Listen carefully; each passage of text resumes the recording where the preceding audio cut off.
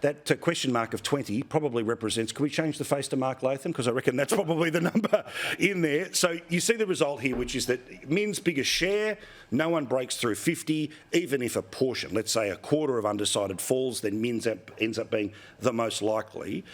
But again, in a debate where we've talked consistently about education. If there's one thing that's driving the One Nation vote, it's about education performance. No question about it, no conversation about it, yet they're missing where a big chunk of the election is. Well, it's been a low-level contest for 10 weeks now, and tonight was no different. I mean, there was a time, Paul, where in New South Wales politics it was Neville Rand versus Nick Greiner, or Bob Carr versus Nick Greiner, which is sort of the cricket equivalent of Lily versus Boycott. What we saw tonight was park cricket, and that's been the standard now for 10 weeks. And the public are jack of it, mainly for the reason that all the big issues are consistently avoided. We've got a prediction from AEMO, who run the electricity grid, of blackouts in just 2 years' time with the closure of Eraring. Neither have got a policy to keep the lights on in New South Wales. Same about classroom practice and lifting academic results. The biggest impact on our falling academic results is what the teachers do in the classroom. If the teachers aren't teaching, the students aren't learning. That's a truism in the education system. And neither of them has got any plan for improving the quality of classroom teaching in government schools, which are shedding enrolment share. The public are voting with their feet. Neither of them has got a plan to support the capital funding adequately of independent and Catholic schools that are taking on the new enrolments.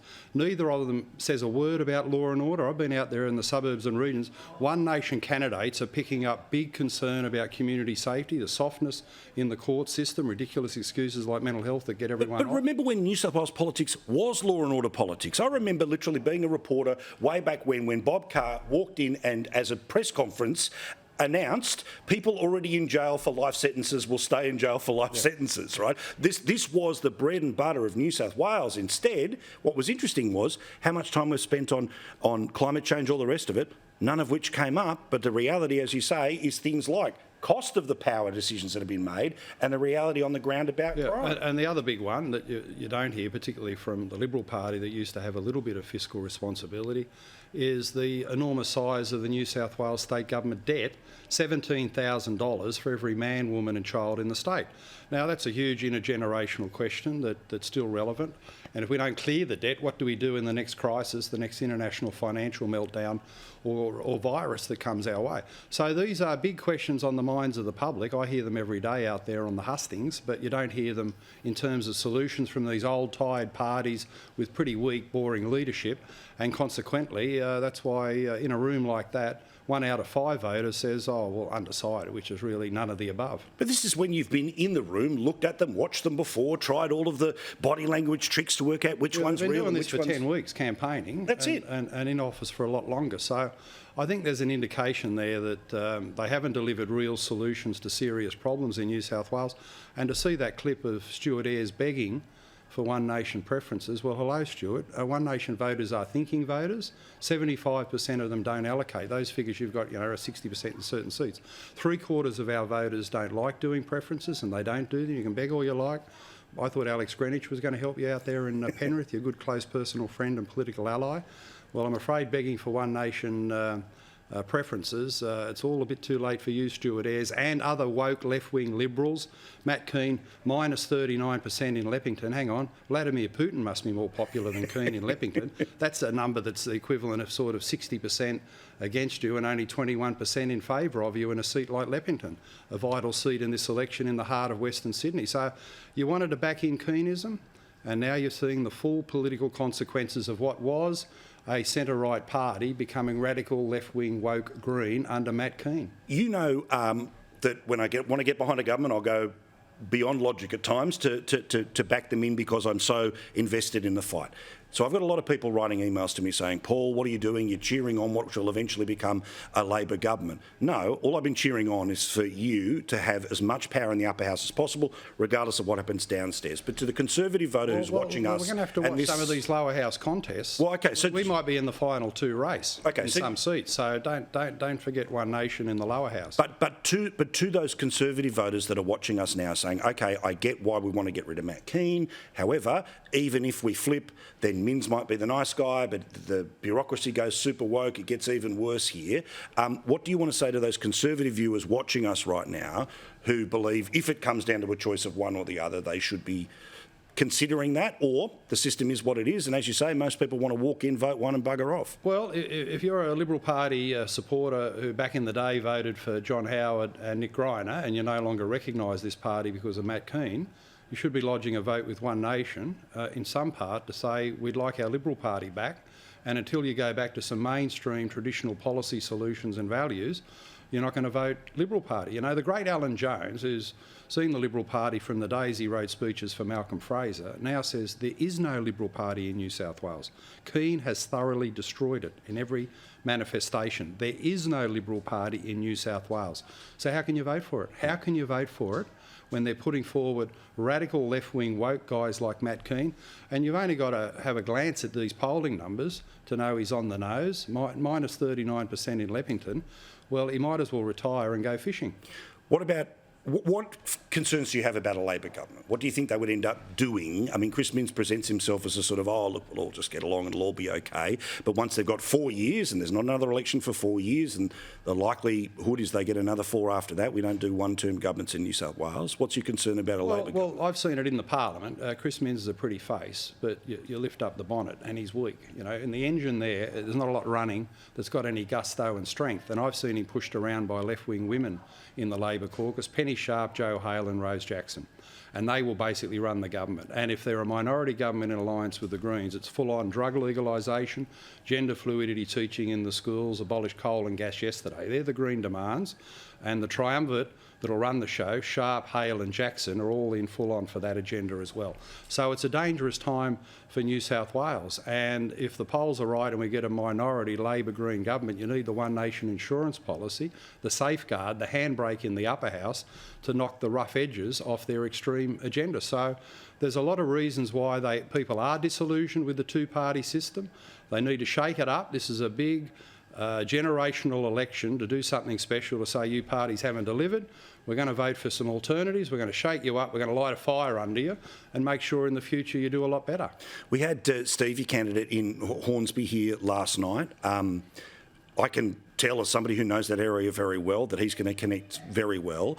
I certainly know lots of other lower house candidates are making, you know, they're doing, I've seen some of those local debates, and when they're in them, they end up cleaning their clock with the common sense that must have gone through the Latham school. But well, we inject them with that DNA of common sense before they go out and run, Paul. That's how One Nation operates, you know, mainstream common sense. Correct. But give me an idea, because there's public polling, but One Nation doesn't have the big machine that means there's private polling. So obviously everyone who comes up to you says, how good is it? How good are you going? So you feel good, but then there's the common sense, hard-nosed political part of you.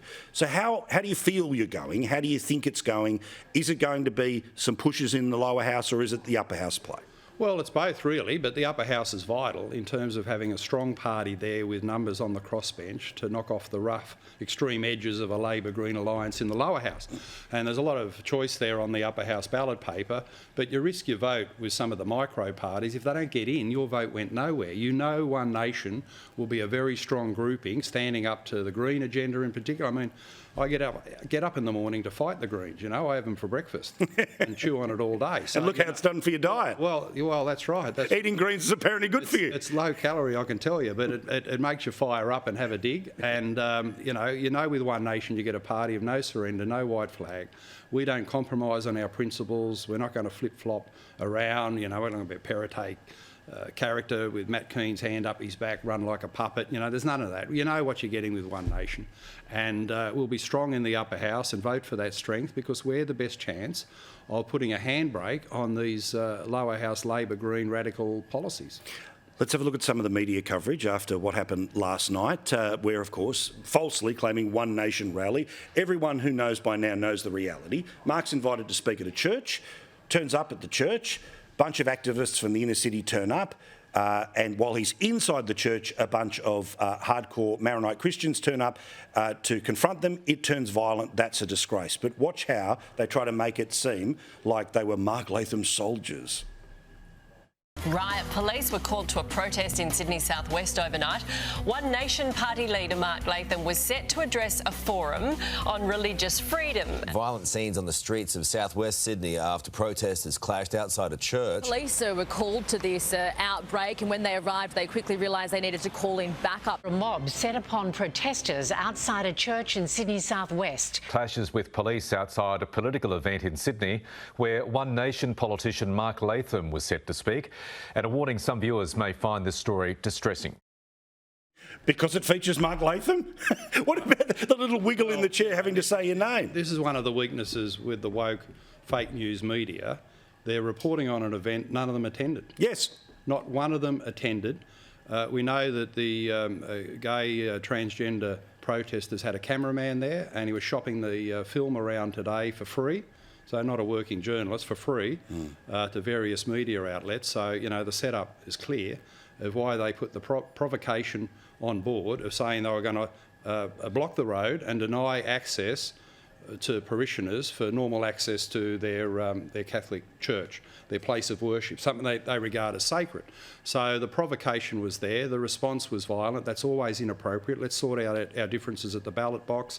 We shouldn't have violence at any political event in Australia, but the instigation of this is clear, and these protesters in wanting to block access to a church, I find that completely disgraceful, Paul. This is the 12th time over the last 10 weeks of the campaign I've been asked to speak to a gathering about religious freedom, parental rights, the Alex Greenwich agenda to harm parents and the guidance they can give a potentially transgender child, and also protection of non-government religious schools. It's the first time these protesters have turned up. It's the first time they've turned up. They organised it on social media 3 or 4 days earlier and were always going to threaten the rights of the parishioners to access their own church.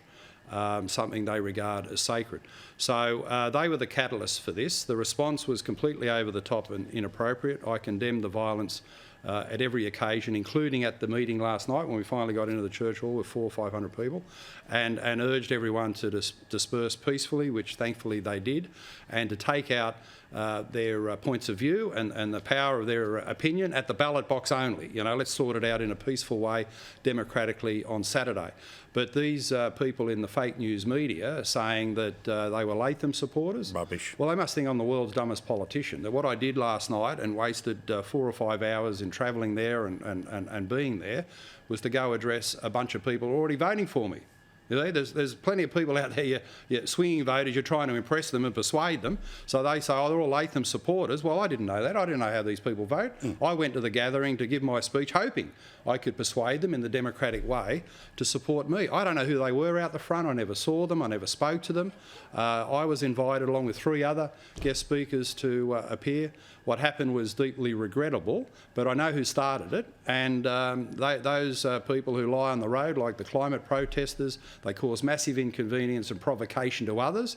And for the media, totally obsessed by trans, we know in the last census there were 1,400 people identifying as trans. You listen to all the exaggerations in the media, I think there's 14 million of them. So, you know, they get carried away with something where they weren't even there and they can't report it other than second and third hand. It's also something that I think is that you've tapped into that much of the media just doesn't care about, which is the changing nature of society, right? And by that I mean,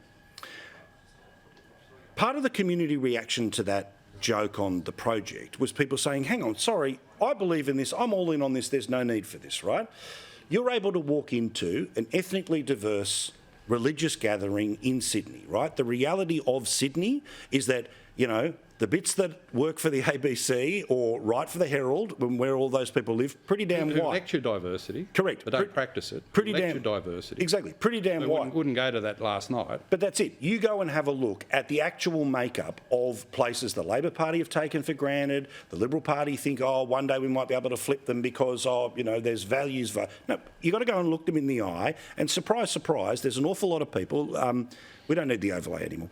When you look people in the eye, like those parishioners, they want to hear that there's an option on the ballot that is straightforward on issues like education and all of those issues. Well, and that's what's going to drive some of the vote. These are legitimate concerns from real people that I hopefully have represented over the last 4 years and want to represent for the next 4 years. And when I walked into the hall there last night at Belfield, at St Michael's, the church hall at the back, after being told by the police the road will be blocked by these protesters, park around the back. When I walked into the hall, there were 100 mothers and grandmothers there. Barely any men, 100 mothers and grandmothers, which is why I wanted to stay and talk to them. They weren't part of any wrongdoing, and I had the right to talk to them, and they wanted to hear my message. And what were they worried about? They're worried about a practice that's occurring under the Perrottet government that's real in our schools and is frightening, that the schools could urge a 12-year-old girl to be a boy, their 12-year-old girl to be a boy, and not tell those parents and grandparents about it. These are real people from an ethnic background with real concerns, coming to Australia not thinking that this is what their children could face in the government school system. You know, at Umina Beach Public School, they ran gender diversity classes for 7-year-olds, year 2. Wow. So these parents know this reality, they know the problem, they know the political indoctrination, the woke left-wing stuff in the schools, and naturally, as loving, caring parents, they fear for their children and they want someone to do something about it. Perrottet, weak and ineffective. Minns doesn't care.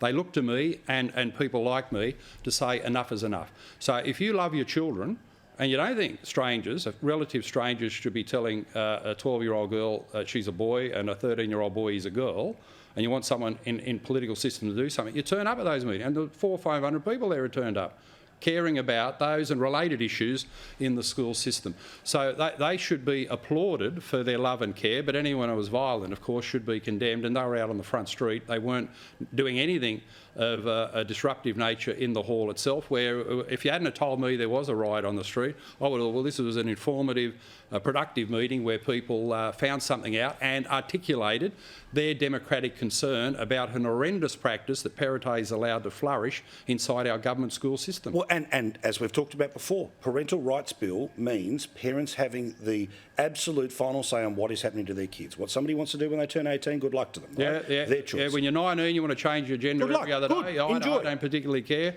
but don't push this upon little kids. I'm almost done here, but I want to ask you one thing before we set you off onto the final part of the election trail. Rather than giving me the pitch, give me an idea about the types of things people come up, and I've seen this certainly with Pauline, and I've seen it with Scott Morrison, I've seen it with the politicians that I've been close enough to watch how it works. What's been the moment over the campaign when somebody comes up, holds your hands, looks into your eyes with that I'm all in because moment? I'm so desperate, you're the last guy. Well, I've got to say it's mums about the school system. You know, my own mother, the defining moment of my life was my mum there in public housing Ashcroft saying, Mark, I don't know anything about those books other than you've got to do them. I put my head down and my bum up, and first one in the family to go to university and got out to something better than renting for the rest of our lives.